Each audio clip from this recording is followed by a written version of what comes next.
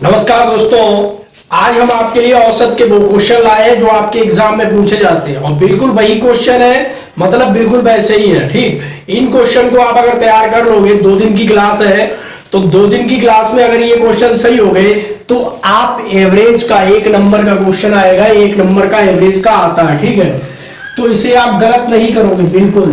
तो जरा ध्यान से देखिए, पहला क्वेश्चन है कि 4 खिलाड़ियों की औसत उम्र 15.8 वर्ष है। ठीक है, अगर कोच की उम्र भी शामिल की जाए तो औसत उम्र 20% बढ़ जाती है। तो कोच की उम्र क्या होगी?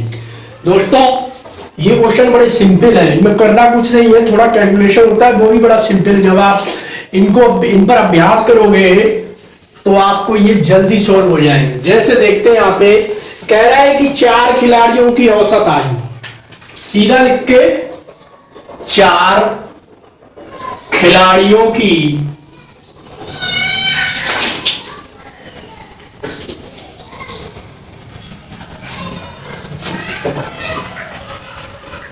औसत आयु, कह रहा है कि 4 खिलाड़ियों की औसत आयु 18.5 वर्ष है। ठीक है, बात कर रहे हैं 4 खिलाड़ियों की औसत आयु। तो हम यहाँ पे ये वाली लाइन हमने इस बार लिख दी है, लेकिन अगली बार नहीं लिखेंगे। हम क्या लिखेंगे? 4 खिलाड़ियों की कुल आयु। तो कुल आयु क्या होगी? कुल आयु के लिए यहाँ पे आपको 4 खिलाड़ी दिए, इनकी औसत आयु इतनी है, तो कुल आयु निकालने के लिए आप इसमें 4 का गुणा कर दीजिए।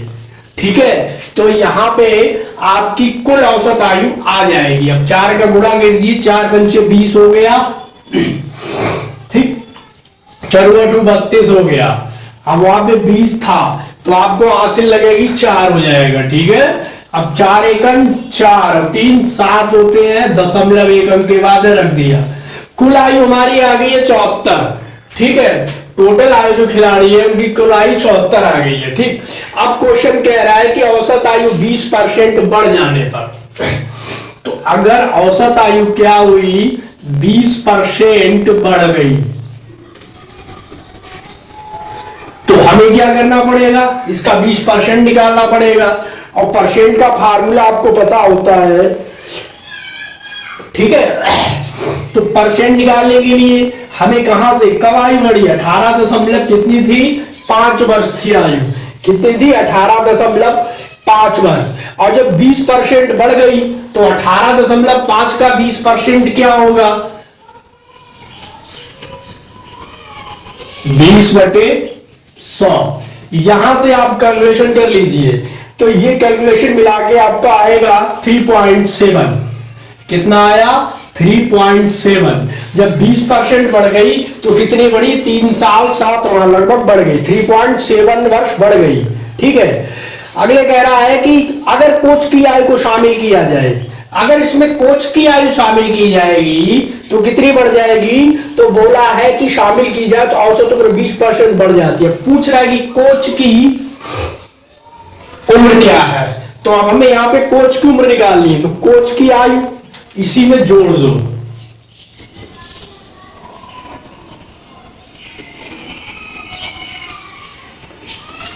तो ये जो 18.5 प्लस 3.7 हो गई। ठीक, जब आप इसे जोड़ोगे तो टोटल कोच की आयु निकल आएगी। तो इनके जोड़ो कितना आ जाएगा? ये हमारा आएगा 22.2। ठीक, ये हो गया। अब यहां पे कोच की आयु आ गई 22.2। अब फिर कोच की आयु कितनी है इसे निकालने के लिए, अब कोच को मिला के पहले यहां पे 4 लोग थे, अब हम कोच को मिलाएंगे तो 5 हो जाएंगे। तो कुल आयु में क्या करेंगे? यहां पे कुल आयु निकालने के लिए हम इसमें गुणा करेंगे। किसका? 22.5 5।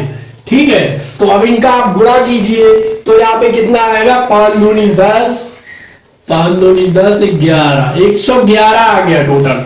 ठीक, अब हमें इससे मतलब है और इससे मतलब है।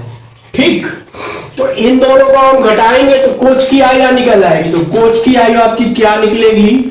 111 माइनस 74 कर दीजिए, आपका वही आंसर हो जाएगा। तो यहाँ पे कितना आंसर बच रहा है दोस्त? 37 वर्ष। तो आपके ऑप्शन में 37 वर्ष कोच की आयु हो जाएगी। ठीक है, ये हमने आपको बहुत धीमे धीमे बताया है। इसी तरह से अगला क्वेश्चन बिल्कुल सेम टू सेम ऐसा ही है और बहुत इंपॉर्टेंट है और बहुत ज्यादा आपसे पूछा जाता है।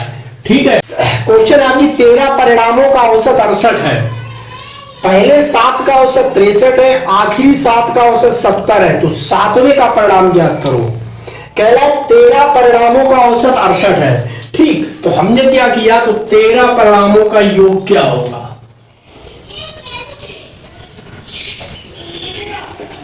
13 परिणामों का कुल योग, तो 13 परिणामों का जो औसत है वो कितना है दोस्त? 68 कह रहे हैं। कितना है? 68 है। अब कुल योग इसमें 13 का गुणा कर दीजिए, तो यहां पे आपका कुल योग आ जाएगा। जब 13 का गुणा करोगे तो कुल योग मिलके आएगा 884। ठीक, एक बात हो गई। अब आते हैं दूसरी स्टेप पढ़ते हैं। कह रहा है पहले 7 का औसत 63 है। ठीक है, तो फिर हम क्या करेंगे, प्रथम 7 का कुल योग निकाल लेंगे। तो प्रथम 7 का कुल योग, वही बात है, सिर्फ गुणा करना है कि पहले 7 का औसत कितना है? 63 है। तो इसमें क्या करेंगे, पहले 7 यानी 63 गुणे 7, आपका आंसर हो जाएगा। ठीक, अब अगली स्टेप में कह रहा है कि आखिरी 7 का औसत 70 है, तो इनका भी हम योग निकालेंगे।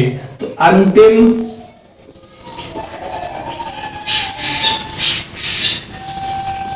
7 का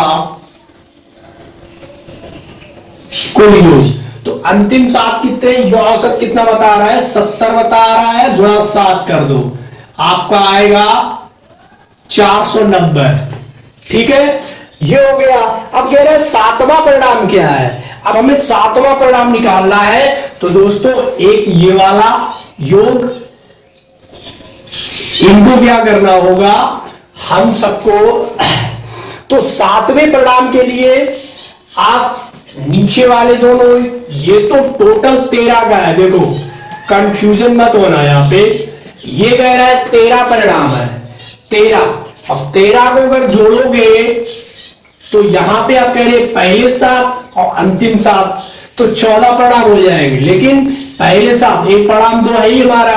तो अब जो ये परिणाम निकले हैं इनमें से हम टोटल इसको घटाएंगे। ठीक है, आगे ये हमने इसलिए लिखा है ताकि आपको समझ में आए। आप ऐसे भी कर सकते हो डायरेक्ट, आपने क्वेश्चन पढ़ा कि 13 परिणामों का औसत 68 है, खटाक से आपने निकाल लिया। फिर कह रहा है प्रथम 7 का परिणाम, खटाक से आपने निकाला और अंतिम का निकाला। अब जो लास्ट वाला पूछेगा तो पूछ क्या रहा है? 7वें का परिणाम। तो 7वें का परिणाम क्या होगा दोस्तों?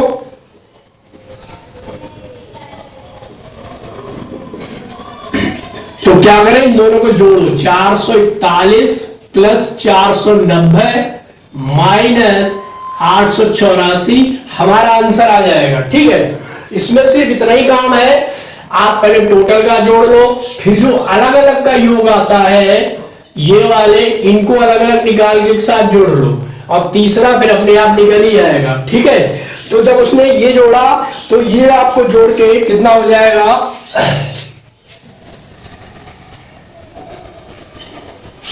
931 माइनस 884। तो यहां पे जो 7वें का परिणाम आएगा वो आएगा 47। कितना आएगा दोस्त? 47 आएगा। ठीक है, इसी तरह के बहुत परिणाम पूछता है। कभी कभी यहाँ पे 13 परिणामों का योग है, या मैच दे देगा, या रन दे देगा, या फुटबॉल का। ठीक है, तो जो ऊपर वाले परिणाम है, ध्यान से देखिए क्वेश्चन बहुत जाता है। 13 परिणामों का कुल औसत 68 है। ठीक, तो हमने कुल योग इसका निकाल लिया। ठीक, ये बात यहां पे समझ लो।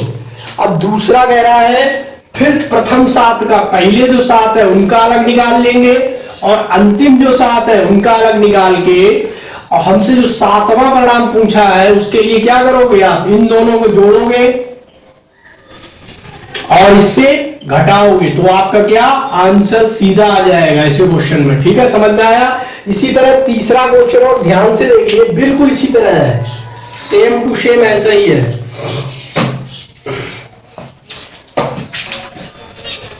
ये कह रहा है कि 5 संख्याएं हैं, कह रहा है 5 संख्याएं हैं जिनका औसत 105 है। उनमें से पहली संख्या अन्य 4 संख्याओं का योग योग का 2 गुना है। तो पहली संख्या बताओ।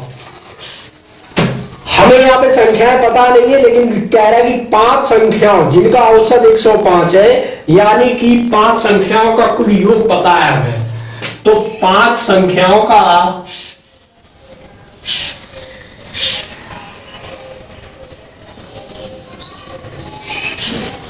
कुल योग कितना हो जाएगा? 105 औसत है गुणे 5। ठीक है, ये तो हो गया कुल संख्याओं का क्या हो गया?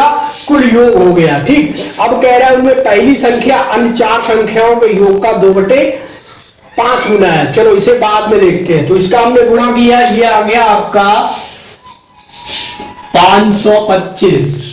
ठीक है, ये कितना आ गया दोस्त? आपका 525 आ गया। अब पहली संख्या हमें पता है नहीं, तो पहली संख्या हमने यक्ष मान ली। पहली संख्या जो है हमारी वो दोस्त क्या है? यक्ष है। ठीक, अब कह रहा है हाँ, उनमें से अन्य 4 संख्याओं के योग का 2/5 गुना है। ठीक है, बिल्कुल लिख दो। तो यक्ष बराबर क्या हो जाएगा? यहाँ पे पहली संख्या है तो यक्ष बराबर हमारा हो जाएगा 525 माइनस एक्स गुणे 2/5। ठीक, यहां तक बात समझ में आ गई। अब यहां पे सिर्फ आपका कैलकुलेशन बचा है और यक्ष का मान निकालना है। किसका मान निकालना है? यक्ष का मान निकालना है, वही आपका आंसर होगा। तो इसके लिए हम क्या करें? 5 हमारा इधर आ जाएगा, 5x हो गया। 2 का इसमें चाहो तो गुणा कर दो, चाहो तो बाद में करो, गुणा करना पड़ेगा। ठीक है, सिंपल सा 2 का गुणा करो, 1050 हो गया माइनस 2x। ठीक, ये अब समीकरण बन गया। अब इसमें से क्या करना होगा भाई? कुछ ही नहीं करना है। 5x में से 2x और ये यहां से आपके x का मान निकल आएगा। ठीक है, चलो यहां कैलकुलेशन कर देते हैं। माइनस के इधर आएगा तो प्लस हो जाएंगे, 5 2 7x इक्वल टू 1050। तो x इक्वल टू 1050/7। ठीक है, भाग दे दो, 7 एकन 7। फिर कितनी बार आएगा? 5 बजे 7 पला 35, 7 एकन 7, 7 पला 35। तो x का मान आ गया 150। ठीक है, यही हमारा आंसर हो गया। देखो इसमें दिमाग कुछ नहीं लगा था, सिर्फ उसने ये कहा था घुमाने के लिए उनमें से पहली संख्या अन्य 4 परिणामों के योग का यक्ष गुना है। तो पहली संख्या के परिणामों का कितना है? 2/5 गुना है। हमने कर दिया संख्या, ये बस कैलकुलेशन कर दिया, आपका आंसर हो गया। ठीक है, इसी तरह से दूसरे क्वेश्चन को देखते हैं। दूसरा है 5 परिणामों का औसत 46 है एवं पहले 4 परिणामों का औसत 45 है। 5वां परिणाम क्या है? ठीक, तो इसमें क्या करना है? पहले 5 परिणामों का योग निकालो। तो 5 परिणामों का योग निकालने के लिए कितना है? औसत कितना है? 46 था, 46 में गुणे 5। ठीक, एक स्टेप हो गई। अब कह रहा है एवं पहले 4 परिणामों का औसत 45 है। तो पहले 4 का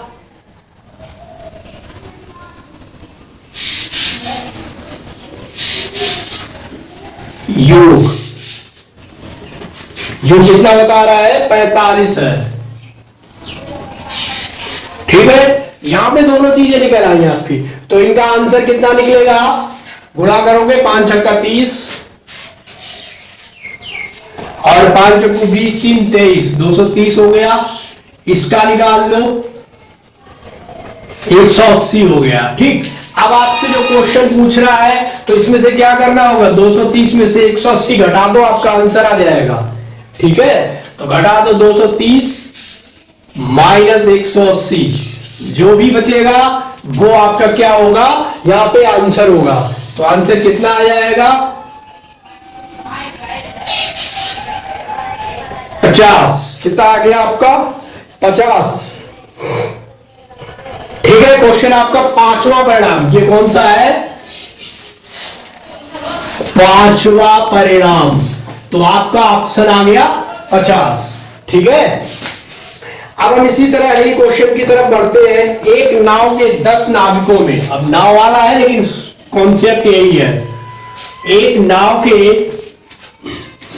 10 नाविकों में से 56 किलोग्राम भार वाले व्यक्ति के स्थान पर नया व्यक्ति आने से इसका औसत भार 800 ग्राम की वृद्धि हो जाती है। नए नाविक का भार कितना है?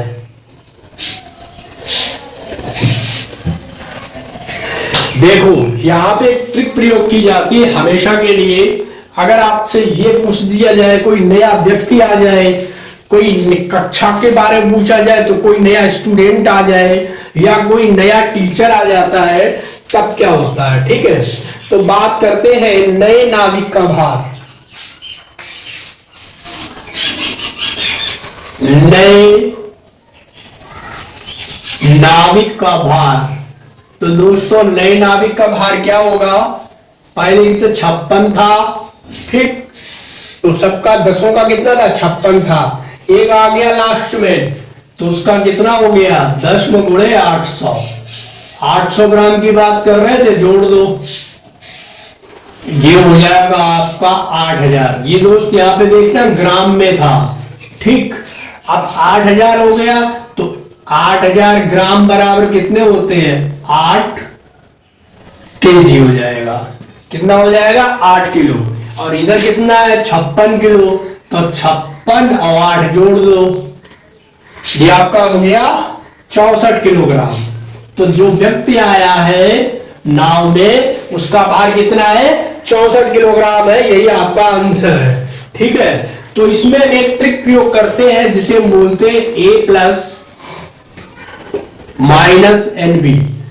ए प्लस माइनस एनबी, जहां पर ए बराबर क्या होगा?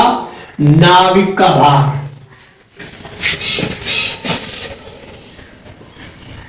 नाविक का भार हो जाएगा, और एन यहां पे क्या हो गए?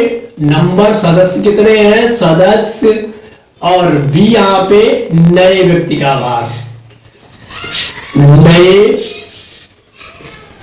व्यक्ति का भार।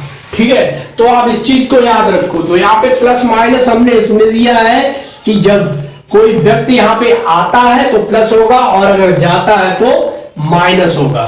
ठीक है, चलिए बढ़ते हैं। एक और क्वेश्चन है, ठीक है, इस क्वेश्चन को देखो ध्यान से। क्वेश्चन कह रहा है यदि 5 क्रमिक संख्याओं का औसत 33 है, 5 क्रमिक संख्याओं का औसत कितना है? 33 है, तो उन क्रमिक संख्याओं में सबसे बड़ी संख्या क्या होगी? ठीक, ये बात। तो हम इसे आपको 2 मेथड से लगाएंगे। पहला मेथड देखो, 5 क्रमागत संख्याएं हमने मान ली क्या है? x plus 1, x plus 2, x plus 3, x plus 4। ठीक, 1 2 3 4 5 संख्याएं हैं। जैसा प्रश्न कह रहा है वैसे ही करेंगे। तो 5 क्रमिक संख्याओं का औसत 33 है, इनको इकट्ठा जोड़ दो। x plus 1 plus x plus 2 plus x plus 3 plus x plus 4 upon 5 equal to 33। इनका औसत कितना है? 33 है। ठीक, अब हम इनको जोड़ते हैं, 1 2 3 4 5। ये हो गया आपका 5x plus 10 upon 5 equal to 33। तो ये आपका हो जाएगा 5x प्लस 10 इक्वल टू 155। ठीक, यहां से होगा 5x इक्वल टू 155 माइनस 10, तो ये हो जाएगा 5x इक्वल टू 145। 5 से काट दीजिए,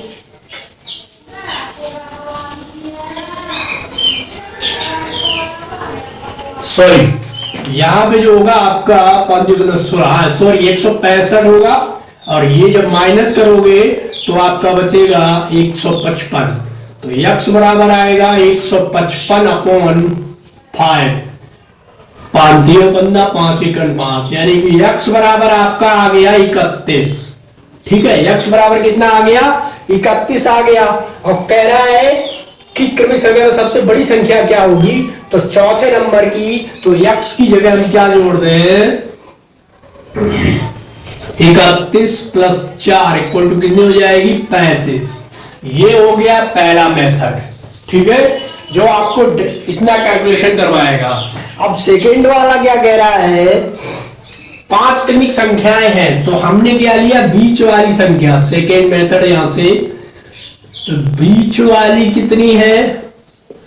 बीच वाली हमारी दोस्त 33 है। ठीक, तो सबसे बड़ी कौन सी हो जाएगी? 33 + 2 = 35। यहां भी हमारा आंसर 35 आ गया और यहां भी 35 आ गया, तो ये वाला आपको ज्यादा सही रहेगा। तो दोस्तों यहां पे जो एवरेज के क्वेश्चन थे, आप में बताइए कि ये क्वेश्चन आपको कैसे लगे। ठीक है, और मैं अपनी तरफ से कह रहा हूं कि ये क्वेश्चन आपके एग्जाम से ही आए हैं, मतलब एग्जाम में बिल्कुल ऐसे ही पूछे जाएंगे। तो दोस्तों एवरेज की ये क्वेश्चन, और अगली की क्लास होगी हमारी, उसमें भी एवरेज के यही क्वेश्चन आएंगे। मतलब कि गणित के जो इधर पांच वाले नंबर है, इनमें से एक भी गलत नहीं होगा। तो दोस्तों क्लास कैसी लगी मैं जरूर बताइए। धन्यवाद।